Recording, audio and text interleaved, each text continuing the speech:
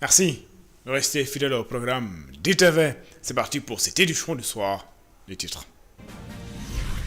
Le ministère de la Santé et de l'Hygiène publique a lancé donc la télé de concertation consacrée à la mise en œuvre de la stratégie nationale de transformation du système de santé SNTSS 2025-2034.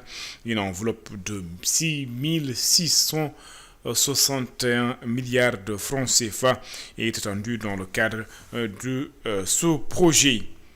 Dans cette édition également, retenez que dans la région de Matam, le gouverneur a présidé un atelier de la Commission régionale de gestion des frontières. C'est pour pacifier et sécuriser les zones frontalières avec le Mali. Durant cette rencontre également, la mise en œuvre des stratégies de sécurité et des stratégies ont également été prises pour lutter efficacement contre des conflits intercommunautaires. Dans les banlieues dakaroises, retenez que le collectif des habitants de la cité Chérif Abdoulaye Tchaoulaye hausse le ton, c'est pour exiger des autorités la reconsidération du nouveau plan d'aménagement au profit des bénéficiaires et non des promoteurs. Voilà pour les titres. Le développement, c'est dans une poignée de secondes.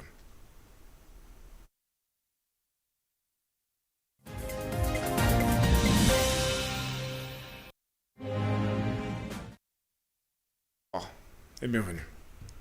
Le ministre de la Santé et de l'Action sociale a donc officiellement lancé la mise en œuvre de la stratégie nationale de transformation du système de santé SNTSS 2025-2034, inscrite dans la dynamique de l'agenda de transformation Sénégal 2050.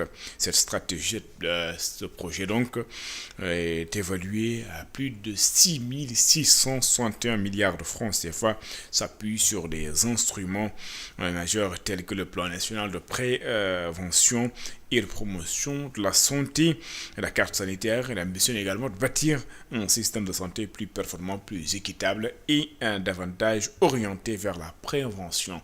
Daoudaba Mafalfal.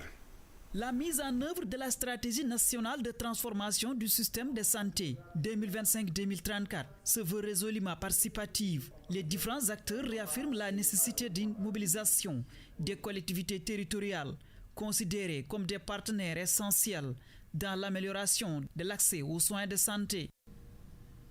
Elle est au même titre que quand on va dans le marché qu'on coupe un ticket de 100 francs pour une femme qui est en train de vendre du déguet. C'est la loi qui donne aux collectivités territoriales. L'État ne peut pas, en transférant ses compétences, pour dire que l'utilisation de cette recette, c'est exclusivement la libre administration de la collectivité territoriale. Parce que c'est ça aussi l'article 1er. Élaborée selon une approche inclusive et participative, la SNTS 2025-2034 devient la nouvelle feuille de route des réformes du secteur de la santé. Elle prévoit de renforcer l'accès équitable aux soins, de moderniser le système de santé. La stratégie nationale de transformation du système de santé devient aujourd'hui le document de référence absolu de la politique de santé du gouvernement du Sénégal. Elle porte une vision ambitieuse: bâtir un système de santé souverain, performant et résilient, garantissant un accès universel à des services de santé de qualité. La stratégie définit des orientations majeures destinées à améliorer durablement l'accès aux soins et à renforcer les performances du système de santé. Un investissement global de 661 milliards de francs CFA est attendu dans le cadre de l'exécution du projet. La stratégie nationale de transformation du système de santé déploie 5 orientations stratégiques majeures: une gouvernance modernisée, axée sur la performance et la digitalisation intégrale, une amélioration du financement de la santé, le renforcement prioritaire de la prévention et de la promotion de la santé, la diversification d'une offre de soins de qualité adaptée aux besoins de nos populations, et enfin la conquête décisive de notre souveraineté pharmaceutique. Au-delà de sa validation officielle, la stratégie nationale de transformation du système de santé ouvre désormais la voie à une nouvelle étape, celle de sa mise en œuvre, un défi que les autorités entendent relever avec l'implication de l'ensemble des acteurs afin de bâtir d'ici 2034 un système de santé plus performant, plus résilient et plus proche des populations. La mise en À Kaffrine, le ministre des Infrastructures a réceptionné plusieurs ouvrages, 4 amphithéâtres, 7 salles de TD, 8 salles de TP, mais également 8 laboratoires au niveau du campus universitaire du Sine Saloum.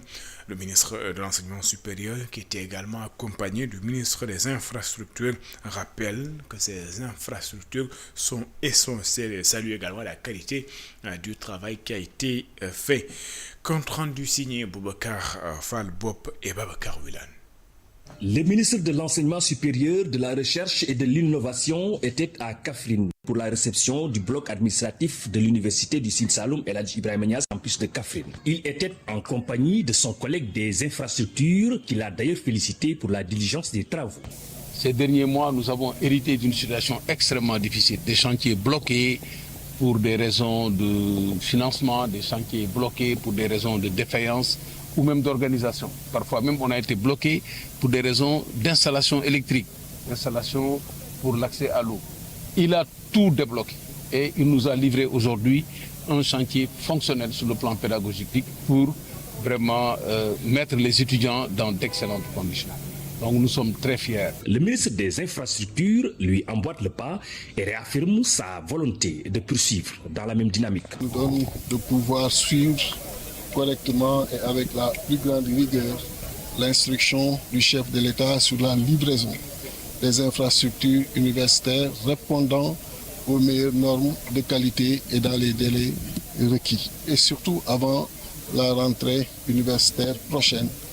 Concernant cette université, sur les 2 UFR, il s'est agi d'équiper, de rendre opérationnel pour permettre aux étudiants d'être dans les meilleures conditions d'études. 4 salles de classe pour l'une des UFR, 7 salles TD, 8 salles TP, 8 labos et pour chaque UFR une administration. Il faut rappeler que les étudiants de l'université campus de Kaffrine font cours dans les locaux abritant l'école de formation des instituteurs. Ce qui a d'ailleurs suscité par le passé beaucoup de mouvements d'humeur de la part de ces étudiants. Boubacar Fall Papa Matam, le gouverneur de la région, a présidé un atelier de la commission régionale de gestion des frontières. L'objectif est de pacifier, mais également de sécuriser les zones frontalières. Lors de cette rencontre également, plan d'action a été annoncé. Des stratégies de sécurité ont été prises pour lutter contre les conflits intercommunautaires. Voici les explications de Saïd Dia, gouverneur de la région de Matam. Il est ici au micro d'Amadou Mardialou.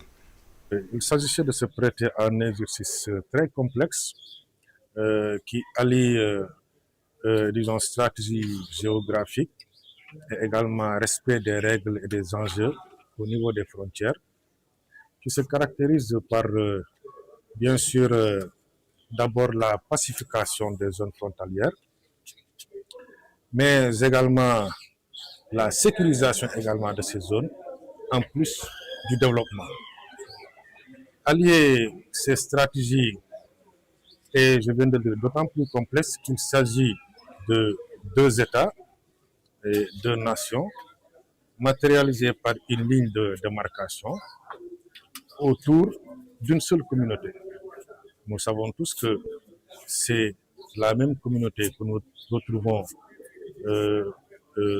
à la rive gauche du fleuve, mais également à la rive droite. C'est des cousins, c'est des parents. Comment allier cette vie commune, également respecter différentes législations, d'où l'importance de ce cadre qui nous a permis de nous réunir aujourd'hui pour discuter de toutes ces questions, mais également élaborer un plan d'action transfrontalier qui permettra davantage de prendre en charge les préoccupations des populations afin de les documenter, mais également de les exécuter. À la fin du jour, nous allons essayer d'évaluer, voir là où nous avons rencontré des obstacles et également là où il faut améliorer pour davantage, disons, tenir compte du retour et des échos que nous aurons à avoir de ces populations. Après ces zones, c'est-à-dire réduire l'écart qui existe entre les zones urbaines et également les zones frontalières. Là aussi, à ce niveau, nous avons eu la chance d'être appuyés par la Commission nationale de gestion des frontières, mais également les ONG, projets et partenaires techniques et financiers qui sont prêts à investir dans ces zones et accompagner dans ce cadre-là le PUMA et le PRDC. L'Observatoire national des lieux de privation de liberté a dévoilé des conclusions pour les années 2024-2025. Donc ces conclusions, le document a d'ailleurs été remis au chef de l'État. Ce rapport dresse une feuille de route claire pour l'amélioration continue des conditions de détention à travers tout le pays et fait également un bilan chiffré de tout ce qui se passe un petit peu dans le milieu carcéral. Un plaidoyer a été fait pour que des mesures soient prises contre la surpopulation carcérale. Les explications de Madiaou Diaw, président de l'Observatoire national des lieux de privation de liberté, sont ici au micro de Selman Diallo. Parce que comme vous le savez, l'Observatoire national des lieux de privation de liberté n'est pas un tribunal, n'a pas le pouvoir de sanctionner, mais a l'autorité et le pouvoir de demander aux autorités en charge et compétentes pour appliquer ces sanctions-là, de les prendre d'abord et ensuite de les appliquer. L'Observatoire a le pouvoir de s'adresser à ces autorités. Et c'est ce que nous avons fait dans cette affaire-là, en adressant une correspondance circonstanciée, comme il s'agissait d'une brigade de gendarmerie, de l'adresser au ministre des Forces armées. C'est ce que nous avons eu à faire. Et aux dernières nouvelles, avant même que nous conduisions notre deuxième mission sur Foudjoul, déjà le directeur de l'établissement, le commandant de la brigade était déjà déplacé. Pour ce qui est d'ignorant, au niveau de l'établissement pénitentiaire également, le chef de cour en question a été redéployé ailleurs. Voilà en gros pour ce qui est de la position de l'observateur dans ces lieux de privation de liberté. Notre mission à nous, pour rappel, est une mission de prévention. C'est pourquoi j'ai l'habitude de dire à mes équipes, chaque fois que nous assistons à un cas de mauvais traitement, ou même un cas assimilable à de la torture, disons que quelque part nous avons échoué. De deux choses, soit l'observateur n'a pas pu alerter à temps en militant ce lien de privation de liberté et donner des recommandations d'huissier, soit que l'observateur a effectivement fait tout cela, mais que les recommandations n'ont pas été suivies par l'autorité habilitée à les appliquer. Quelle que soit la situation, l'observateur national des liens de privation de liberté reçoit toujours cette situation-là comme un coup de massue sur son mandat. Je le disais en titre, les habitants le collectif des habitants de la cité Chérif Abdoulaye Tchaoulaye. Donc ces derniers exigent des autorités la reconsidération du nouveau plan d'aménagement au profit des bénéficiaires. Selon eux, depuis 15 ans, ils courent derrière ce site. Ils veulent également récupérer leurs terres expropriées selon eux par des promoteurs. Ils demandent aux autorités de trancher en faveur des populations. Les explications de Fatima Mbanga Aïdara, secrétaire général du collectif des habitants de la cité Chérif Abdoulaye Tchaoulaye, que je vous propose d'écouter au micro de Cheikh Maguette Mbaye. Demandons au président de la République de nous venir en aide. Pourquoi? Parce que il avait fait un décret instruisant ces mêmes autorités à régulariser nos parcelles. Mais il y a une surprise énorme. Il y a les administrateurs là, en l'occurrence même Momartal Gadiaga, le maire de Malika, oui. Abdoussi, le sous-préfet de Malika, le directeur de la DESCOS, Demba Traoré, le ministre de l'Urbanisme, Moussa Bala Fofana. Toutes ces autorités-là, ils ont fait un lobbying autour du foncier de Malika. Et c'est la raison pour laquelle le sous-préfet lui-même nous interdit de mettre les pieds sur nos parcelles. Il permet, avec l'encadrement de ses agents, oui, le terrassement de 15 hectares avec un promoteur qui s'appelle Ndiogou Sow. Monsieur le Président de la République, c'est une injustice. Nous voulons seulement la régularisation de nos parcelles. Les nouvelles autorités, ils nous ont donné des propositions. Ils régularisent les parcelles qui sont construites. Ils veulent régulariser le quart des collectifs. Les 3 quarts, on nous dit, on vous insère dans une deuxième phase. On ne sait pas du tout les tenants et les aboutissants de la deuxième phase. Nous renions cette décision des autorités territoriales parce que c'est sans fondement. À Kahone, c'est donc dans la région de Kaolack, le président du mouvement Kahone Nouvelle Dynamique dresse son bilan donc de la gestion locale de la commune. Selon lui, le maire n'a absolument rien fait durant son magistère. Il dénonce l'absence d'infrastructures majeures, d'éclairage public, le manque également d'aménagement sur le littoral à Kanda. Le leader politique promet de réaliser en une seule année ce que l'équipe municipale a manqué d'accomplir en un mandat. Il s'appelle donc Pape Saer Dimbelan, président du mouvement Kahone Nouvelle Dynamique, candidat aux élections locales. Il est ici au micro de Sekou Diallo et d'Astoubaye. 2027, je l'ai dit haut et fort aujourd'hui, en 2027, nous allons gagner les élections. Ce que l'équipe municipale actuelle a réalisé en 5 ans, nous le ferons en une seule année, et c'est sans rien attendre de l'État. Le budget de la mairie n'a quasiment servi à rien ici. On nous parle de routes, mais ce sont des réalisations de l'AGEROUTE. On tente de nous jeter de la poudre aux yeux avec de simples travaux de pavage. Kanda aurait dû être sur la voie du développement depuis bien longtemps, mais notre localité accuse toujours un retard inacceptable. Depuis 30 ou 40 ans, nous n'avons qu'une seule voie de déviation. On nous vante souvent les lampadaires et l'électrification rurale, alors que Kanda ne bénéficie de rien. Même au niveau de la plage, il n'existe aucun espace de divertissement pour nos populations. Nous avons l'ambition et la volonté d'apporter un vrai changement dès notre arrivée à la tête de la mairie.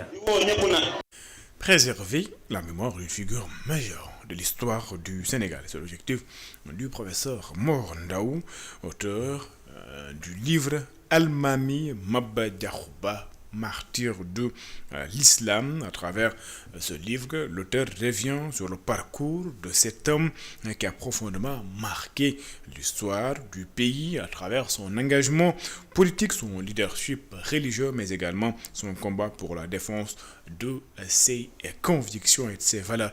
Professeur Mor Ndaw, enseignant-chercheur à l'université Cheikh Anta Diop de Dakar, auteur également du livre Almami Maba Diakhouba, martyr de l'histoire. Il est interrogé par Absandel Djokhane et Bazo. Cette journée est marquée par le lancement de l'ouvrage intitulé Almami Maba Diakhouba, martyr de l'islam. Donc c'est un ouvrage collectif que j'ai eu l'honneur de diriger et qui est le résultat d'un symposium organisé il y a de cela quelques années en vue de célébrer le 150e anniversaire de sa disparition. Donc c'est une équipe d'intellectuels, d'islamistes aussi, de chercheurs en islam qui se sont réunis et qui ont jugé opportun de rendre hommage à cette figure emblématique de l'histoire de la Sénégambie. Donc des Américains y ont contribué, des Sénégalais bien sûr, des Gambiens et beaucoup d'autres chercheurs. Et la nouveauté, c'est vraiment la sollicitation des sources non seulement françaises, mais aussi des sources anglaises. Au bout du compte, on a un produit très robuste, un ouvrage très robuste qui revisite cette figure emblématique, apporte des lumières sur la connaissance de cette personne, son histoire, son action, le contexte de son projet politique. Et puis parlons tout à fait d'autre chose. La basketteuse Aïssatou Ndour ou Aïcha Ndour pour ceux qui la suivent sur les terrains de basketball, notamment du côté de l'Espagne. À travers son organisation AM45, la basketteuse sénégalaise évoluant en Espagne a initié une journée de collecte et de don de sang pour encourager les citoyens à avoir donc cette culture de don de sang. Elle rappelle que ce geste de solidarité doit devenir un réflexe au sein de la société sénégalaise. Elle qualifie ce geste donc de simple. Aïssatou Ndour ou Aïcha Ndour, elle est ici au micro de Absa Diokhane, mais également de Barasson. En fait, c'est la première fois qu'on organise cette journée de don de sang. Donc l'idée m'est venue à travers de mes amis, parce qu'à chaque fois, eux, ils me contactent pour me demander si des amis proches, ils ont besoin de sang. Donc c'est par la suite, je me suis dit, à mon retour, je vais organiser une journée de don de sang à travers de l'association AM45. On a fait un maximum de sensibilisation, donc pour l'instant 200 poches et on l'aura Inch'Allah. Mais avec cette chaleur, je ne sais pas d'abord. Donc on est là, les gens sont en train de venir peu à peu. Donc j'espère qu'on arrivera à 200 poches Inch'Allah. De ne pas attendre que les gens organisent. S'il peut donner chaque 3 mois, il n'a qu'à aller le faire. Parce que sincèrement parlé, on a besoin de ce sang. Parce que tu le donnes et tu ne sauras même pas qui peut l'utiliser, peut-être toi-même, ou bien ta famille, tes proches, ou bien quelqu'un d'autre. Comme on dit, c'est un geste simple pour sauver des vies. Donc il ne faut pas qu'on attende pour des organisations ou bien une personne pour organiser cette journée de don de sang. Pour moi, si j'ai la possibilité, je pourrais le faire chaque 3 mois, je le ferai. Les cyclistes du département de Rufisque s'engagent pour la préservation du lac Rose. Ils ont d'ailleurs organisé une randonnée vélo de 21 km entre Rufisque et Niague pour sensibiliser les populations sur l'importance du lac pour la biodiversité et l'économie du département de Rufisque. Un appel a été lancé aux autorités pour la protection du lac Rose. Abdoulaziz Mbaye, président de Dakar Vélo Club, est ici au micro de Babacar Seck. C'est une distance de 21 km. Et puis de Rufisque à Lac Rose, il y a toute une histoire de Rufisque et Lac Rose aussi. Lac Rose, il y a 2 ans, le lac n'était pas rose. On a fait la promotion de ce lac pour que le gouvernement fasse tout pour que le lac soit rose. Puisque derrière le lac, il y a 1000 âmes. Il y a 1000 âmes qui travaillent sur le lac. Et ces 1000 âmes sont dans les hôtels, les antiquaires, les quads, les dromadaires. Et derrière tout ça, il y a les agences de voyage et les tours de contrôle opérateurs qui amènent aussi leurs clients ici. Puisque le lac, c'est le 2e site touristique la mieux visité au Sénégal. Il n'y a pas un sport plus visible que le vélo. Imagine, on a quitté Rufisque, 21 km. Tout au long du parcours, on a vu nos t-shirts, on a vu nos voitures, on a tout vu. Maintenant, il n'y a pas un sport plus visible que le vélo. C'est le sport le plus visible. Je crois que les annonceurs doivent nous sponsoriser. On l'a organisé pour la protection du lac. Puisque le lac je crois qu'il n'y a que 2 lacs dans le monde, 2 lacs roses. Et puis là, c'est le premier, c'est la plus rose. Je crois qu'il faut la préserver. Un mot dans l'actualité internationale, le chef de l'État, Bassirou Diomaye Diakhar Faye, président donc en exercice de la CEDEAO, s'est rendu au Mali, une visite au cours de laquelle le chef de l'État s'est entretenu avec Assimi Goïta, président de la transition malienne au cœur des échanges, la lutte contre le terrorisme, le pays de l'Alliance des États du Sahel qui avait quitté la CEDEAO. Le président de la République, Bassirou Diomaye Diakhar Faye, qui a donc réaffirmé la disponibilité du Sénégal à accompagner le Mali sur plusieurs plans. Le chef de l'État que je vous propose d'écouter. Je voudrais d'abord renouveler mes sincères remerciements au président Goïta pour l'accueil chaleureux et fraternel.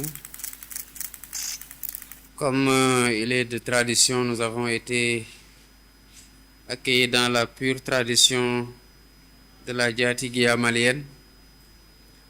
Vous savez, le Sénégal et le Mali ont des liens d'amitié et de fraternité historiques.